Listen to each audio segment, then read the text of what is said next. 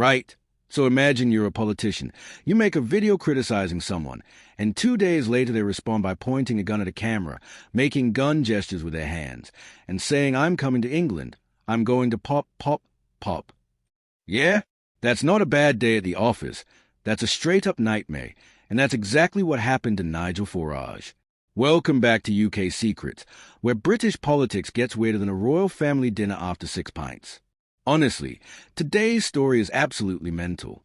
It's the kind of high-stakes, low-blow drama that makes even Westminster veterans spill their tea. This isn't just a debate. This is about a direct, chilling threat that crosses a line from political sparring into genuine fear for one's life. So stick around, because we're diving into the courtroom chaos that left one of Britain's most controversial politicians genuinely terrified, proving that in modern politics, the keyboard warriors are sometimes far more dangerous than anyone anticipated.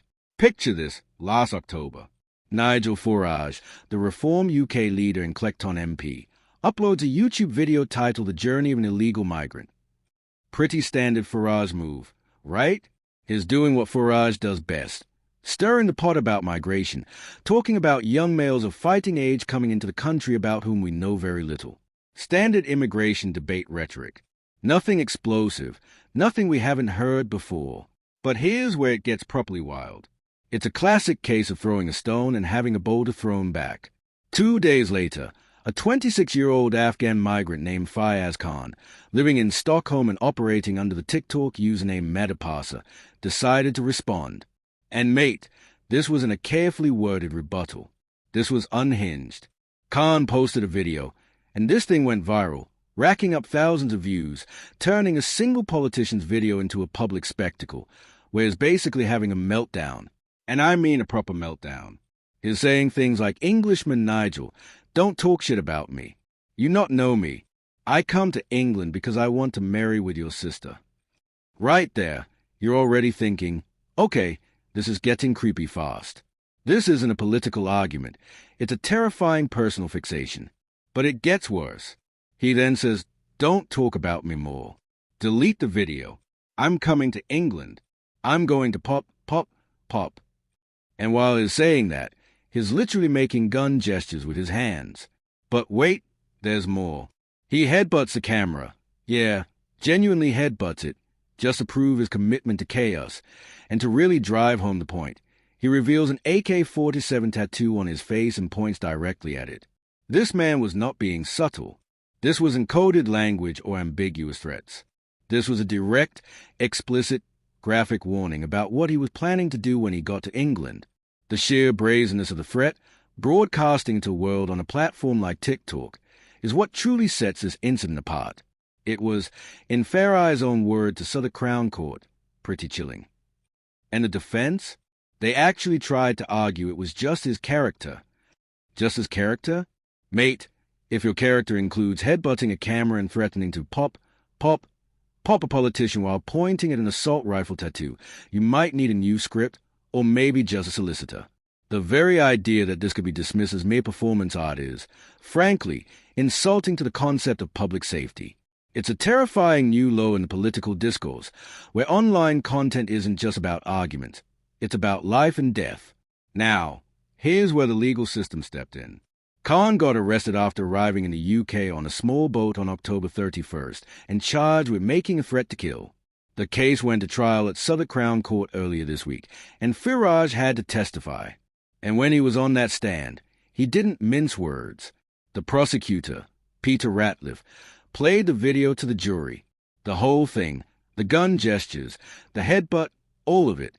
Farage explained what he was thinking when he saw it, and he was brutally honest. He said he was genuinely worried. He didn't try to downplay it or act tough. Instead, he was human. He says he's coming to England and is going to shoot me. I understood that very clearly indeed, as did many people who saw it at the same time. Think about that for a second. A politician, a high-profile figure, testifying in court that he was legitimately scared for his safety because someone made a specific, graphic threat against him with visual references to weapons and clear intent to travel to England. It strips away the usual political armor and reveals a very raw vulnerability, a chilling reminder that his job comes with real physical risk. This wasn't just another bad day. This was an acute moment of fear that required the intervention of the Crown Prosecution Service, proving that the courts still take online threats seriously, even when the threat is delivered with the frenetic energy of a TikTok video. And look, Farage's next point is actually quite profound, even if you can't stand the man. He said, and I quote, "In high-profile politics, a lot of nasty stuff gets posted. A lot of nasty stuff gets said. What you don't see is an individual say on social media they are coming for you directly, and secondly, the means by which they are going to do it. That's a key distinction here, and it's absolutely vital. Political figures get abuse all the time. That's basically the job description in the social media age, a grim tax on public life.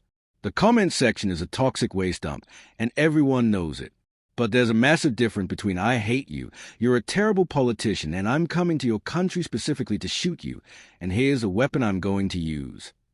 One is free speech and political disagreement, however unpleasant. The other is a criminal threat, a clear breach of the law, and a direct assault on personal safety. That line matters. It matters legally, and it matters morally. It's the difference between a tweet and a declaration of intent, between noise and actionable danger.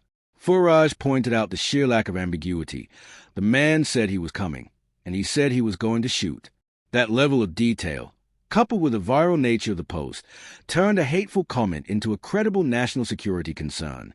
And in a country where a sitting MP was murdered not so long ago, these threats have a tragically real precedent that no one in public life can afford to ignore.